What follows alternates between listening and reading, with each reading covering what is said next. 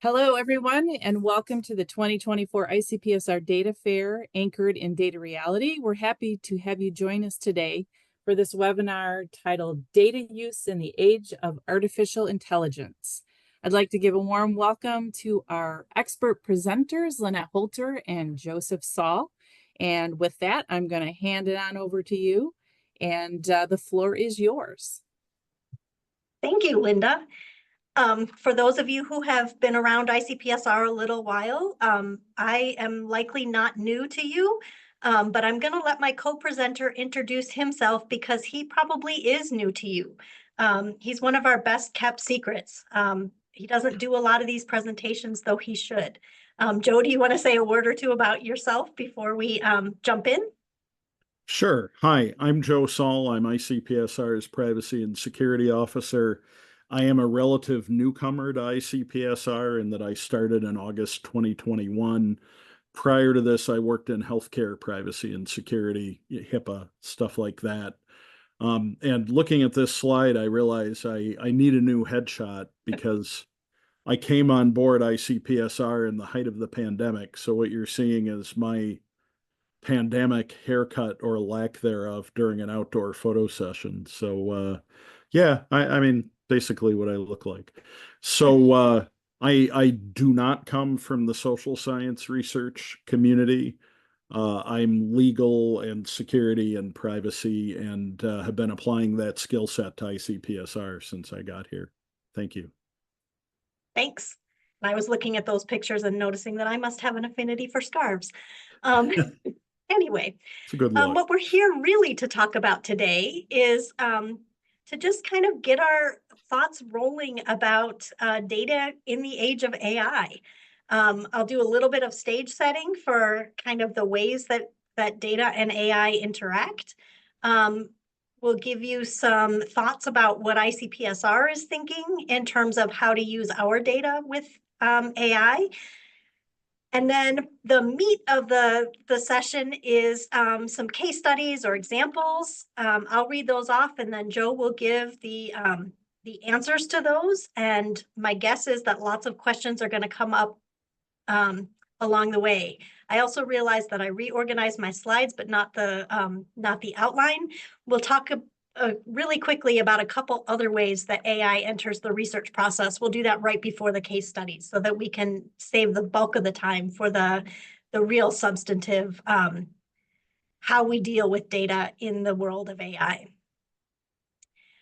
So because we're using, we're talking about AI, I figured I should probably use some, right? So I asked ChatGPT to describe data use in the age of artificial intelligence and to do it for a non-technical audience because, I was going to be reading it.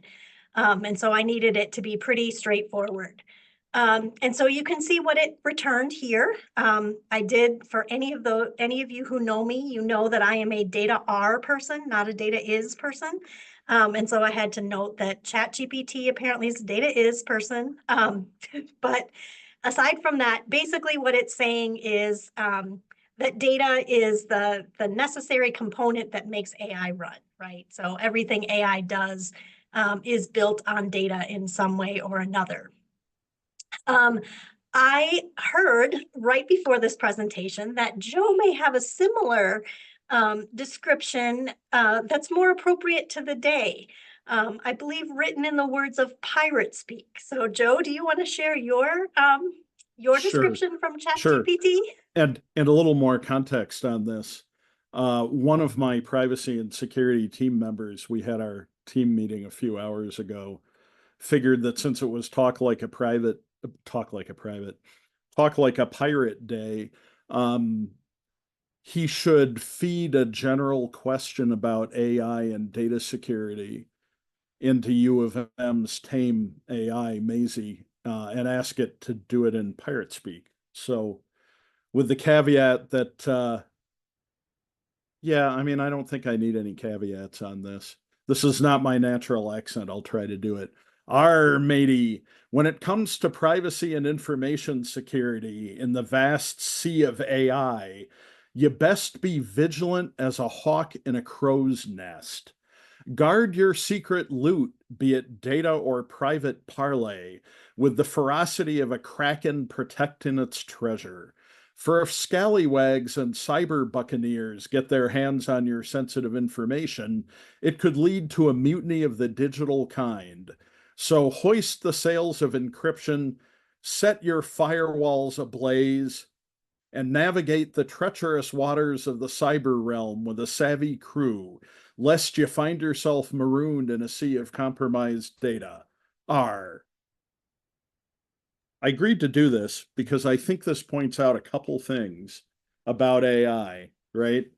One is it's very facile. You can type a quick prompt in, you can get something like this. You can embarrass your boss on a, on a Zoom. Two, this isn't useful, right? It's very sort of trite advice, funny, but trite. And three, it really doesn't understand what it's saying, right? A hawk in a crow's nest. It's using vocabulary, but it's just kind of throwing it together. Set your firewalls ablaze. I mean, if that actually happens, the people in the data center are going to have a stern talk with you. But anyway, it's entertaining, and I copied it into the chat. So as a good illustration of kind of the state of AI these days, and as a celebration of Talk Like a Pirate Day, yeah. Thanks, Edward. Thanks, Joe. Yep. Now we'll go back to sort of the main topic of conversation, though I do expect that any of you who have been in interactions with Joe know that there are likely to be other fascinating tidbits that come up throughout this I'm going to try to stay on topic. Oh, that's no fun. Okay. As long as you don't make me do the same thing, I guess. Anyway, so I just wanted to make sure that we were all kind of coming at this from the same place. And so in terms of thinking about artificial intelligence, this means lots and lots of things. It's kind of like the new big data, right? Maybe 10 years ago, big data was all the rage, but nobody really knew what it was. It meant a whole bunch of different things. Artificial intelligence is the same way. There are lots and lots of different kinds of artificial intelligence. The books that you get recommended, that often comes from artificial intelligence, the directions you get to go to your destination, all of those kinds of things come from different pieces of artificial intelligence. What we're focusing on today is when people use artificial intelligence in some form or some tool to help identify patterns in the data. And from a social sciences perspective, this is kind of like inductive research, right? So a lot of qualitative methods, you kind of let the answers come out of the data. You don't go in with necessarily with a hypothesis or a sense of what you're going to find.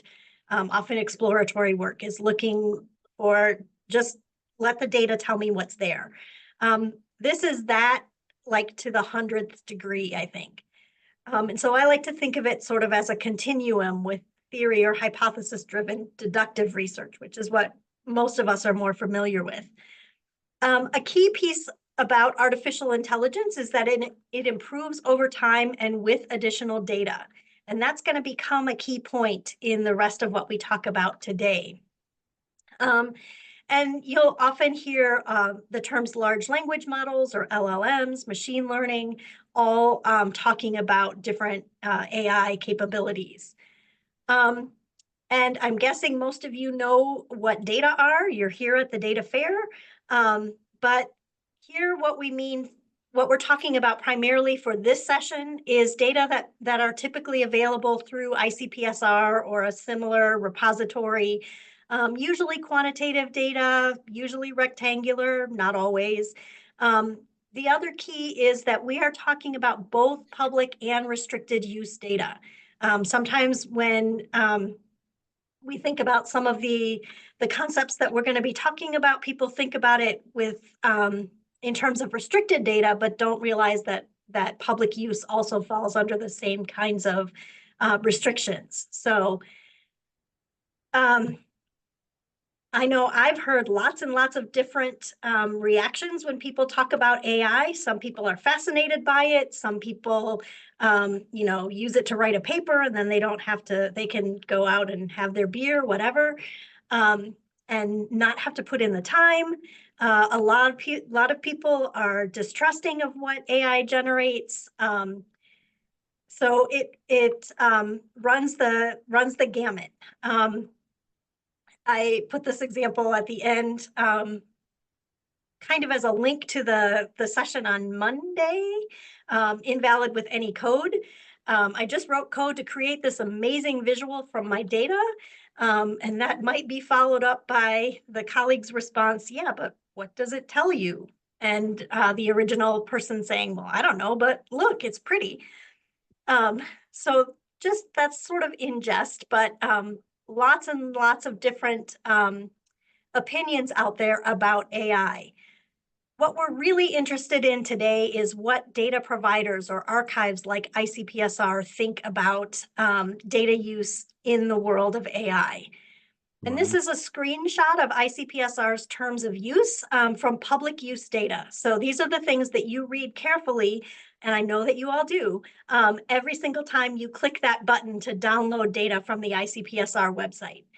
Hint, if you don't read them carefully, I tend not to all the time, there is a copy of this included in your download package. So you can see that you did actually agree to the terms that we're talking about here. And whether you read them carefully or not, they do apply to you. Good point. So that's important. Do you want to bounce back to that so that we can make a few comments here? Sure.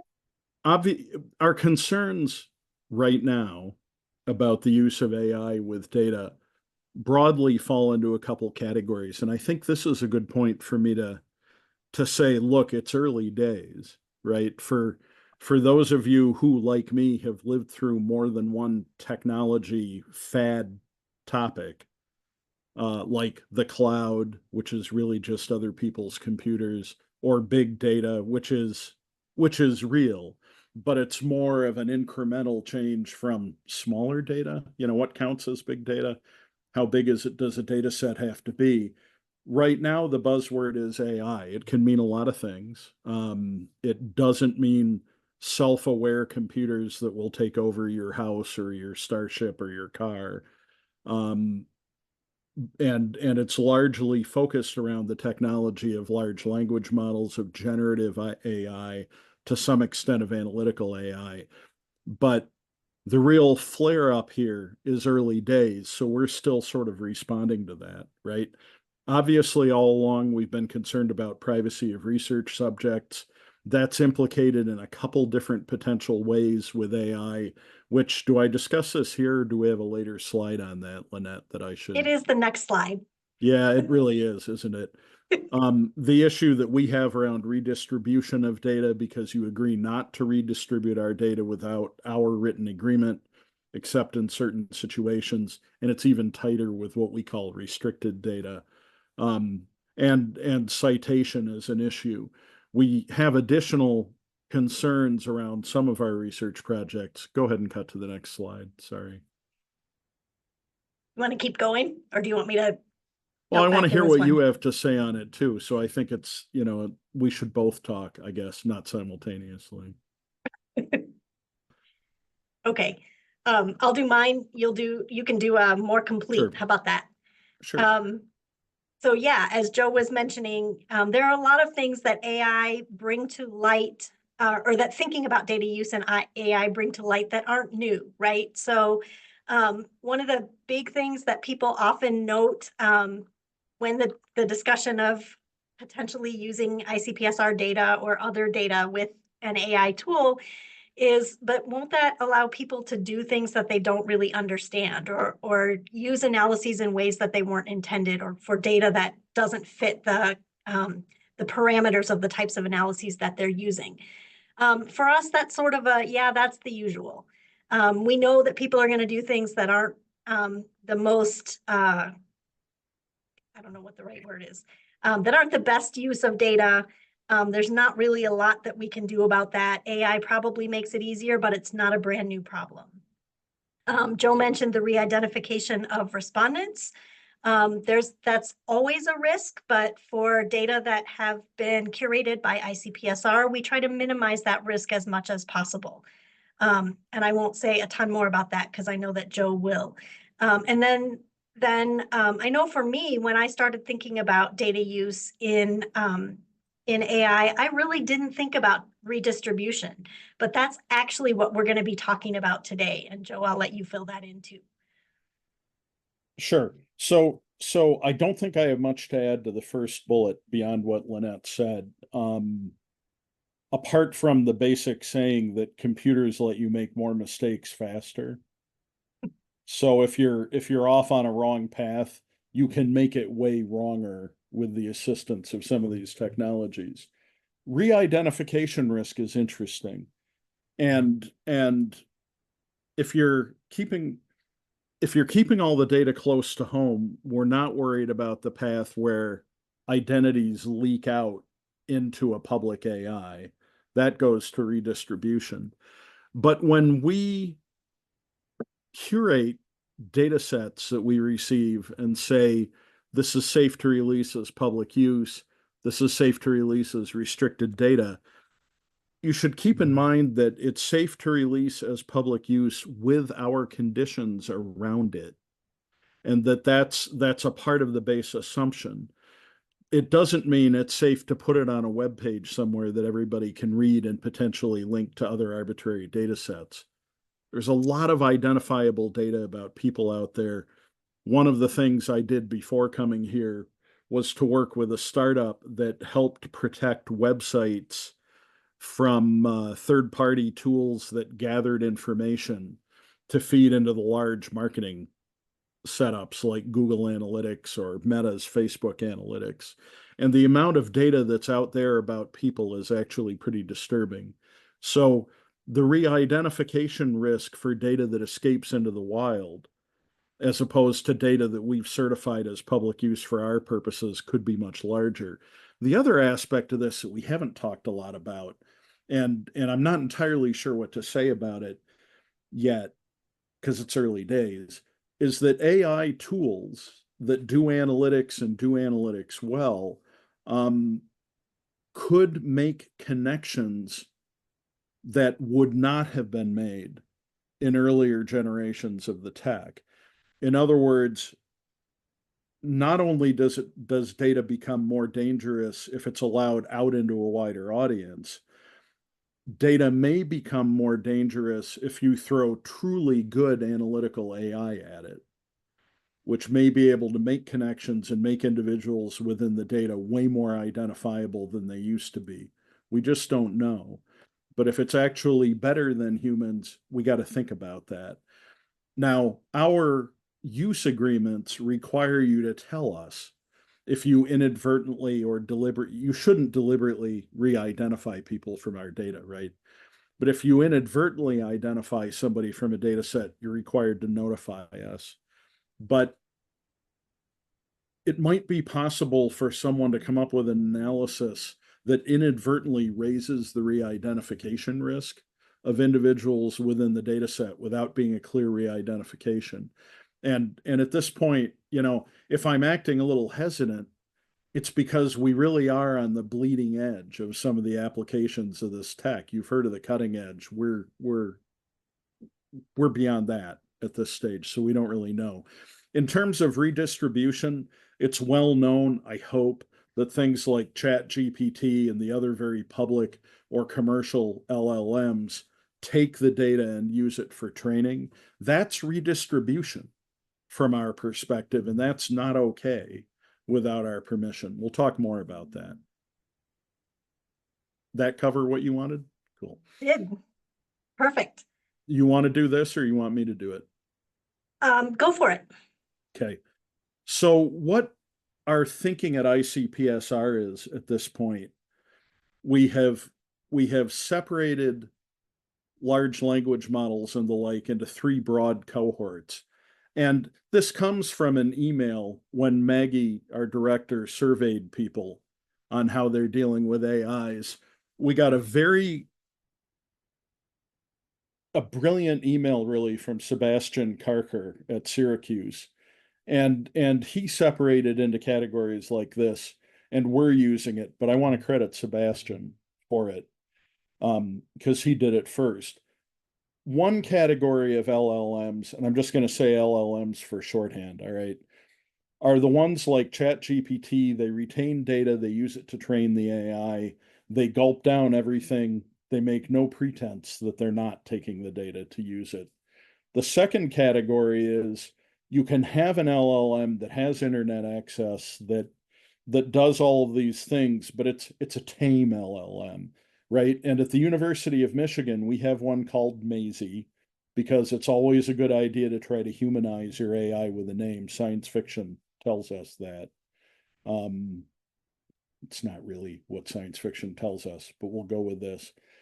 And Maisie is licensed to the University of Michigan. There are strict restrictions around what Maisie does with the data, and it doesn't retain it and use it for training, right? We have contracts that say that. And then the third category is an isolated captive LLM that could live on an air gap machine, a machine that's not connected to the internet, or potentially on a small network that's not connected to the internet. And I've given those in the order of safeness for handling our data. So a public online LLM like ChatGPT, it's never okay to put ICPSR's data in there. Restricted data, it violates not only our general principles of data use, but it would violate the security plan that you signed when you got the data that said, I'm going to keep this in an isolated situation, right? Because you're not. You're giving it to one of the biggest consumers and devourers of data out on the internet. It's not even okay for public use for kind of similar reasons. It's still a redistribution, all right? The second category, a tame LLM that has university contracts around it that restrict where the data goes, we would permit with the public use data as long as there's no identification of individuals, right? You can safely use that. You're not redistributing it. You're just working with it. With restricted use data, we wouldn't permit it because the university's systems are not within the bounds of where you're allowed to put our restricted data, right? You're required to isolate it from the internet, either on a USB key. I'm showing my age. These are old, but they're encrypted. On an isolated hard drive that you plug in on an isolated laptop that only does this work, or in some cases on a small isolated network. That's not where this category of LLM is going to live. Then the third category, one that really is captive, is isolated, you can use with our permission. We'd want to talk to you about it. We're on the bleeding edge, right? At this point, if I've seen one, I've seen one. We have a standard framework for how we look at this stuff, but you still need to come and you need to get my permission to do it with our data. If it's compliant with the data security plan you've signed off on, we would permit that. I'd be very interested for somebody to do it. I haven't seen a request for one of these isolated captive LLMs yet. So I guess bring it on. Am I going to regret that? I'm probably going to regret that, but bring it on anyway. But there you go. So that's how we're looking at it right now, is that there are three categories of these things based really on how much control you have over where the data goes. Thanks, Joe. Mm-hmm. I did want to acknowledge that there are other ways that AI is entering the research process. I had this at the very end, but I thought it was probably better to leave lots of time for questions and not have to worry about getting to this slide. We do want to acknowledge these as well. It just isn't as closely related to ICPSR data, but anybody who was in the session on Monday, you know that I have a relatively new fascination with Retraction Watch.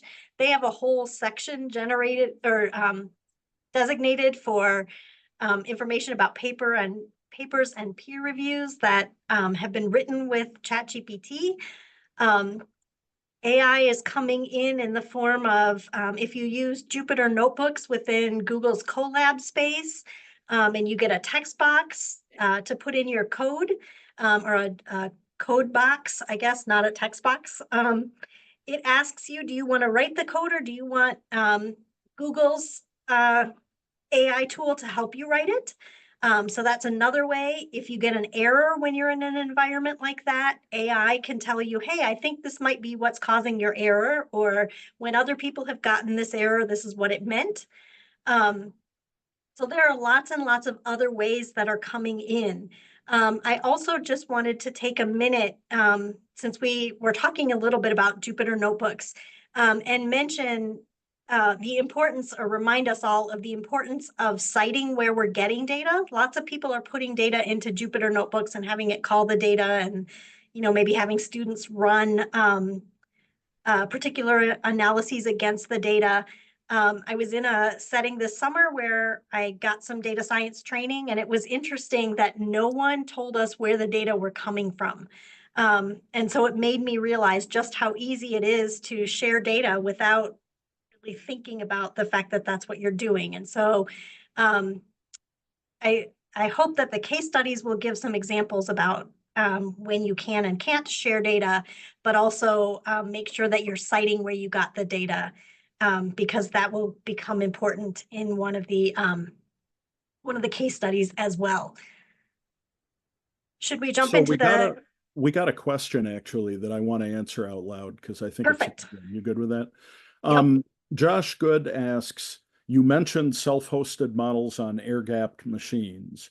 Could you talk a little about the middle ground of a self-hosted model on a single machine that isn't air-gapped? Sure. That would certainly help you with our public use data, and I think we'd probably be able to approve that, honestly. But the problem is that if you've got our restricted data, if you have it through our virtual desktop enclave, it's already air gapped in a sense, because for you it is, because you're accessing it through a virtual desktop infrastructure. You don't have it, right? So you couldn't feed it through one of these. So this is going to come up in our secure download model, where we give you the data in a file, right? We transfer it encrypted, we're safe, all of that. But then you're required to follow a specified data security plan with it. And that data security plan will inevitably require you to isolate the data from the internet, regardless of which method you use to do that. So this won't work.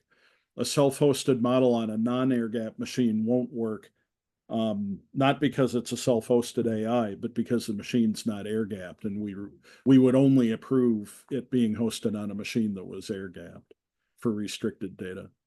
Hopefully that answers your question. In other words, the problem there isn't the AI, right?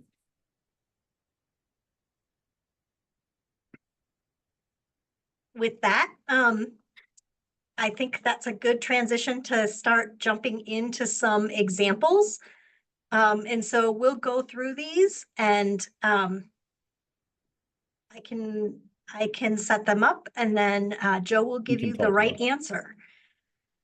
So for this first one, I have some qualitative data. I got it from one of the studies in ICPSR. I know that ChatGPT is really good at summarizing texts. We saw that in the pirate speak description at the beginning, so I'm going for it.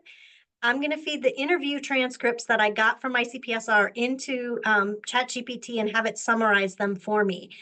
These interviews have gone through ICPSR's disclosure risk review process, so they're de-identified. That's okay, right?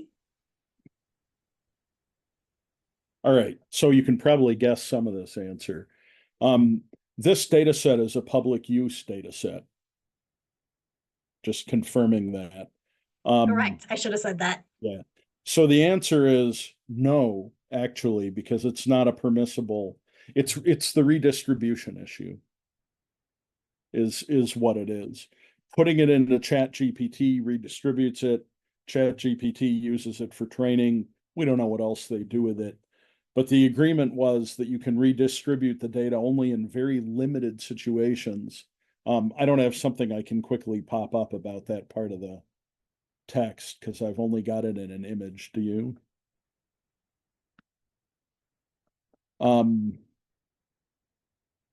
and therefore you can't, because it would be impermissible redistribution.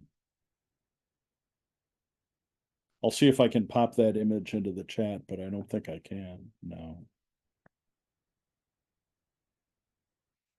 So that's challenge question 1. Yes, this is public use data. Yes, we allow you to download it.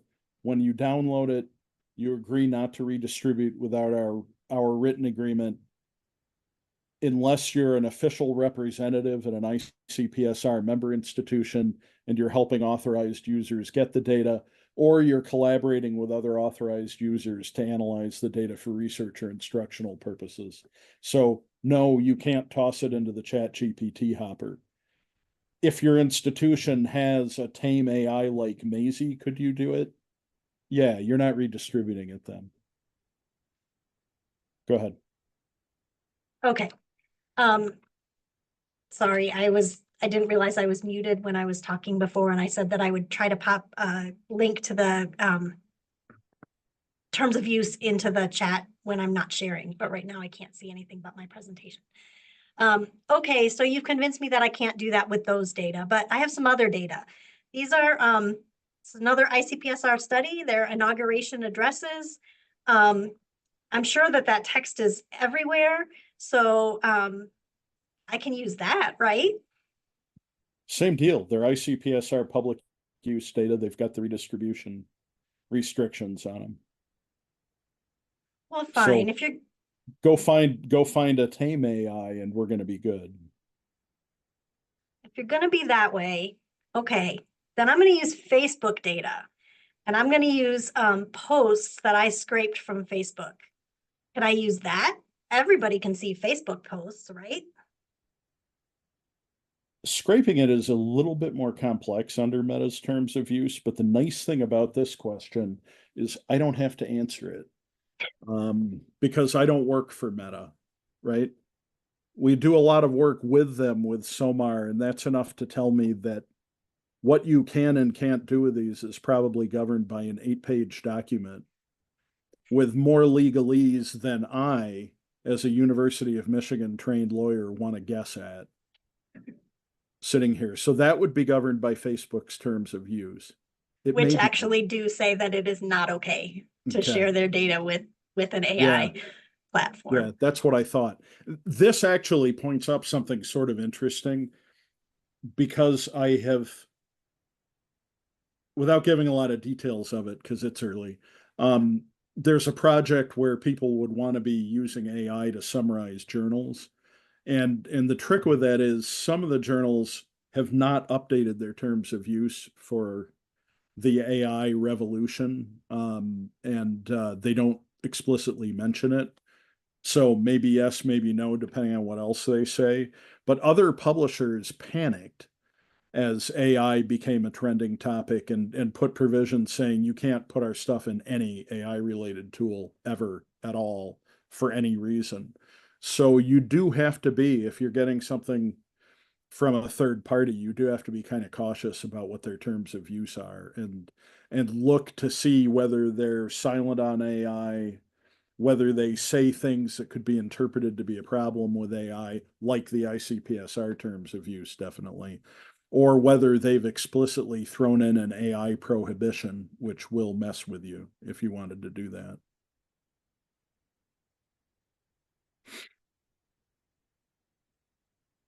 Okay. We'll jump to the second case study. We have 3 of these. So this one is a little bit different. I just read this really cool article, and they use these insanely complex analyses. I really, really want to impress my dissertation committee. So I found the R package that the authors used. Why did I put an apostrophe there? We're going to just let that go, but I'm going to fix it before I share these slides. And I ran it on my data. It worked, but I'm not quite sure I know what the results mean. If I find a tool, an AI tool that can help me interpret the tables, can I use that? Can I feed my tables in? You want me to do this one, right? Or do you? I do. Okay. First of all, if it's going to be an R package, then you should use the pirate speak filter like we did to get the results out. Should be totally fine unless there's some other restriction out there that is not obviously included in this scenario, right? Unless somebody specifically forbids this use or has redistribution provisions, you can do this. Here, though, you run into some of the other risks of AI, right? In that it'll say random stuff like set your firewalls ablaze, because it doesn't fully understand what you're talking about. I mean, I think if you're an experienced social or political scientist who's used to working with statistics, you could do this, but I don't know why you'd trust ChatGPT to give you an accurate or complete answer. There are a lot of misleading answers out there. We've seen lawyers, for example, who use ChatGPT to generate legal briefs, and it was a disaster. Not necessarily for the obvious reasons, but the thing made up case citations. And if you work in a specific area of law, you tend to cite the same cases over and over again, and it may not even be for what the case is really about. A case could be a very complex land dispute involving an apple orchard, and you could be citing it for when a counsel can legally leave and hand off to another counsel, that kind of thing. But you use the same cases day after day after day. This guy submitted a brief that it made up the cases it cited, and that's going to make the judge mad for two reasons. One is judges hate it when lawyers try to BS them. I mean, beyond what you would think, even. And this person clearly didn't put in the work, right? And number two, when the judge sees these fake case citations are outrageous. There's a level of trust that you're interpreting the law correctly, and the presence of these citations shows that the lawyer didn't even look at the brief before they handed it in, because they should have noticed that the ones they would normally use weren't in there. So without going further down that, you're going to have this problem here. ChatGPT broadly comes up with text that looks like it should look, compared to other examples of this kind of discussion that exist in its memory. And whether I would trust that to interpret detailed statistical analyses, I mean, I wouldn't. Okay, so I'm never going to get my degree. I guess we should move on to case study number 3. A graduate student, in this case, used a public use data set that was from a survey about a couple's relationship behaviors for his master's paper. He used machine learning to build models of relationship quality and shared the Jupyter notebooks containing the code, along with the data sets themselves, through both a project website and GitHub. Is that okay? I'm going to have to go maybe with this one. And the reason I'm going maybe is we're back to the redistribution issue. All right. Assuming that the models of relationship quality data can't be used to identify individuals, and in outlier cases, maybe it could, right? In healthcare, we used to talk about if your data set has the Octomom in it, then you have an identifiability problem simply because of the number of people who have 8 kids, right, at once. So I don't know about that. You know, what else might be in the data that's unique enough to do that? But the real question here, I think, is about sharing the data sets on a project website and on GitHub. From a redistribution perspective, it's all about what you put out there and the restrictions you have on your GitHub repo or on your project website. This could be a legitimate way for people to collaborate and could be permissible even under ICPSR's terms of use.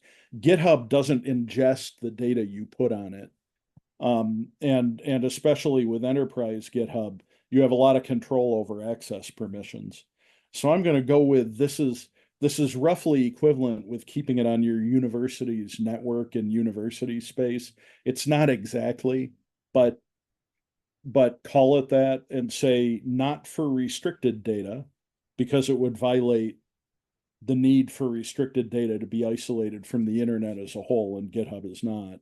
but probably okay for public use data from ICPSR and other institutions, including the one you're modeling on this had a similar rule, if I'm remembering correctly, that this would be permitted for public use data if you're not redistributing it under the meaning of that rule. So if your GitHub repo is limited to you, your collaborators, and maybe the university sysadmin equivalent, I think you're okay.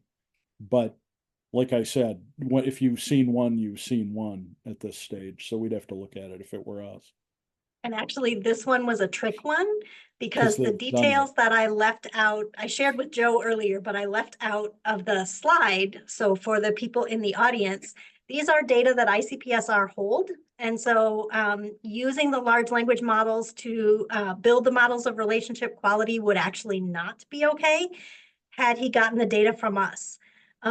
He did, in fact, get the data from the principal investigators website themselves, and they have different data sharing or data use agreement statements that say that he can actually redistribute the data. Right. And I got to admit, when I answered that, I skipped across he used machine learning there. Yeah, it would really depend on what that meant. So just because we have it in the ICPSR bibliography attached to the data from that we distribute doesn't mean it's okay. And this is just another point where we go back to, you have to read the terms of use and you have to cite the data so that somebody who's looking at them can say, hey, what he did was fine because he got those data from Stanford. He didn't get them from us. Right. Yeah. And sometimes you're required to cite the source by the terms of the licensing of the source. Like, for example, the CC BY license requires pretty much nothing other than that you cite the source and don't use it commercially. Right. And ICPSR's terms of use also require that you cite the data. Yes. So, yeah. And we're serious about that. We're going to send Joe after you if you don't. That's all we have for our prepared presentation, but we're happy to take questions if people want to put them in the Q&A box, or I'm going to actually stop sharing and I'll look for the link to the terms of use and pop that in the chat. So Joe, if you can watch the Q&A. Yeah.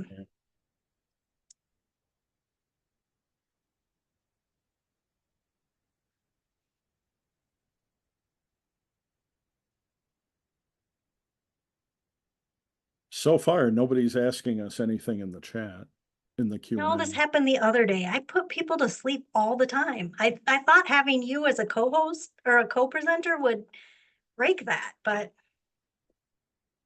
I guess we need more than pirate speak. Yeah, apparently.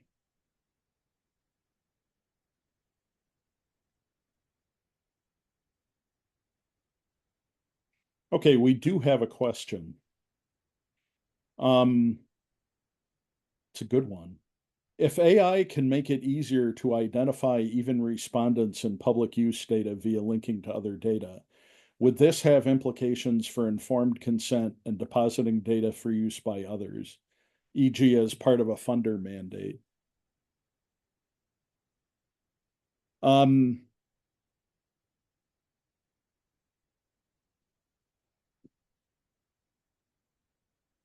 You know, we don't necessarily know what the risks are.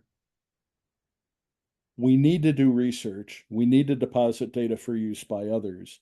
So the answer for this is that it makes it all the more important to restrict circulation of these data sets to people who are under the conditions, to people who are under conditions similar to our terms of use, right? No attempts to re-identify.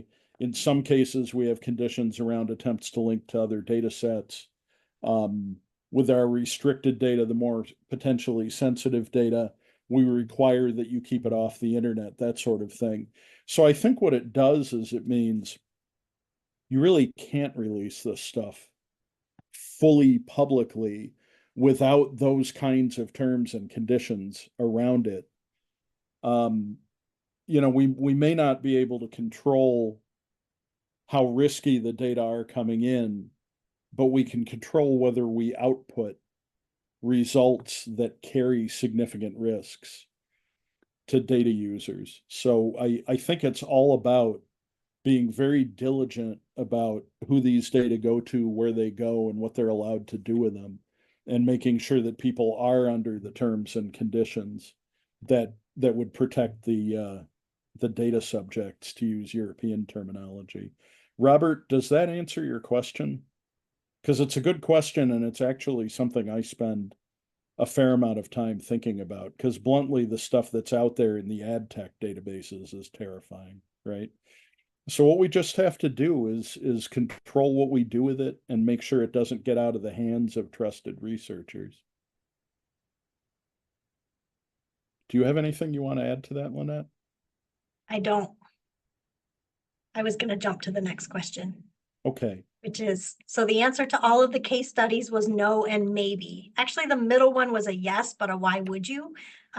So you can share tables that aren't sharing the data itself. You can share results tables, but probably not the smartest thing to do.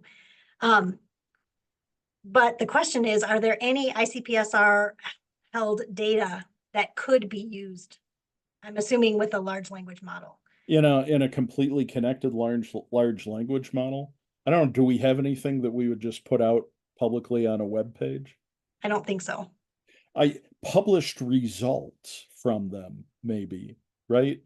Papers where somebody publishes the results, apart from IP issues with the paper, you're probably free to do that. The data sets that we hold, not today. But again, bleeding edge. If you were to ask me this question in 3 years, we might have been able to identify a subset of them that we're totally fine with you feeding into ChatGPT. We're just not there yet. And see Robert O'Reilly's question that I just answered, right? There are some unknowns out there that that make us cautious. If you have a follow-up, Anonymous, we're happy to hear it. And if anybody else has any other questions. Yep. We do have about 8 minutes left. We can take those. I mean, I'd like to say, yeah, these 500 things, feed them into ChatGPT, see what happens. I'm curious, right? I mean, I think there is a lot of potential. While there's a lot of BS that you can get using AI services, there is tremendous potential for data analytics. I used to work at Watson Health, and one of the hopes when IBM bought the company I was CSO at to make us part of Watson Health is that they'd be able to use the massive amounts of data that we had. We had a couple 100 million patient lives worth of data, but I think we still didn't use the phrase big data with that.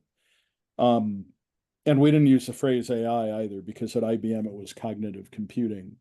But the idea was that you could get insights out of all of this health data and discover early signs of clinical issues or discover problems that a human wouldn't have spotted, right? Because we're sort of limited in our thinking in some ways, but that an AI might spot, right? That would be worth everything. But we aren't quite seeing it yet. But the answer is, you know, at this point, we're still trying to figure out what these things can do. And I'd like to be able to, I'd like to have a captive AI in our virtual desktop enclave, because I'd like to answer yes when people want to use this technology. But we're a long way from getting there, and they're big. It also scares me, some of the, so I was listening to an audiobook, and they were talking about how if you think about even just using chat or using AI to identify images in photographs, Yeah. and they were talking about how, you know, you have this confidence level that yes, there's a dog in the photograph, but it has to be one of the X number of things that the AI has been trained on. It can't put it in a new category and say, hey, it doesn't fit any of these. It's going to make it fit whatever the most likely is, which could be totally wrong because it's representing something else. So it's just lots and lots to think about. So we do have a question in the Q&A from Simon Elichko. I hope I've pronounced that correctly, Simon. Are there any implications you see for open ICPSR? Could you elaborate a little bit?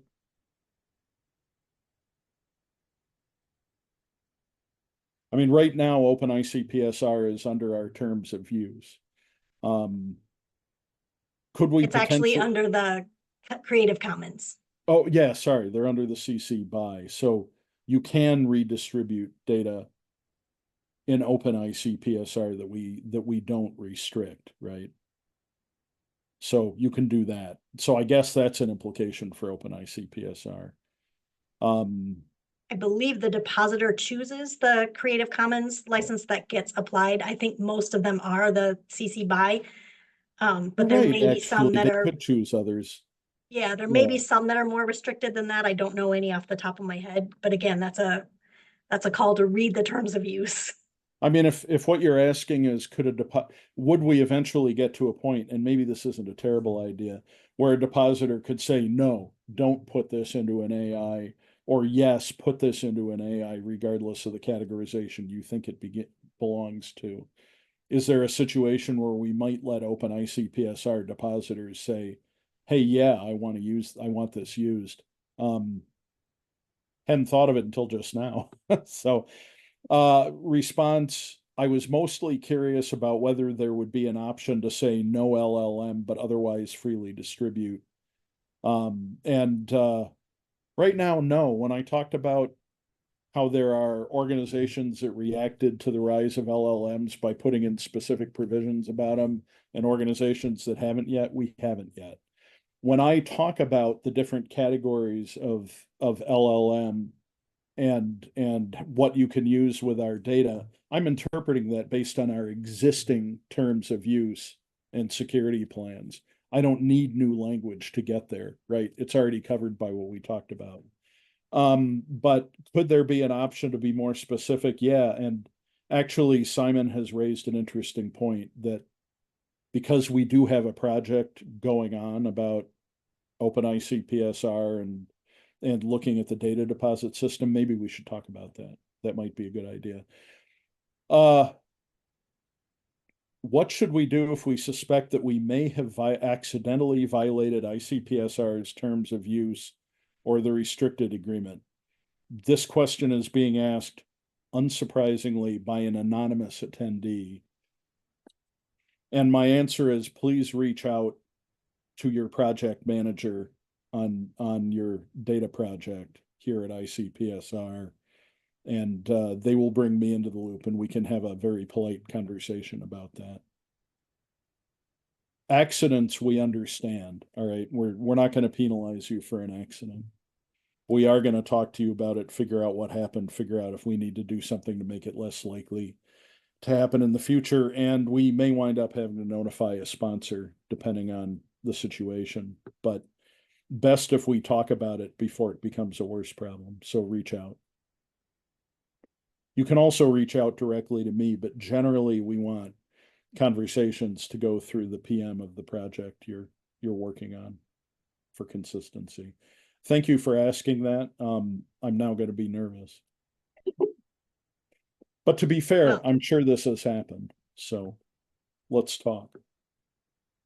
Well, and we have 1 minute left, so I'm going to say that that's probably the last question, and that we should close it out.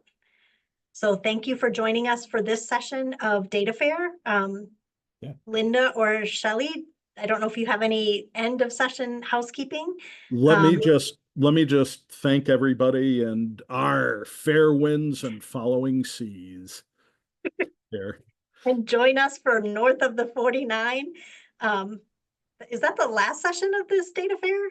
It is the last one. So grab a jacket because we're heading north to Canada, eh?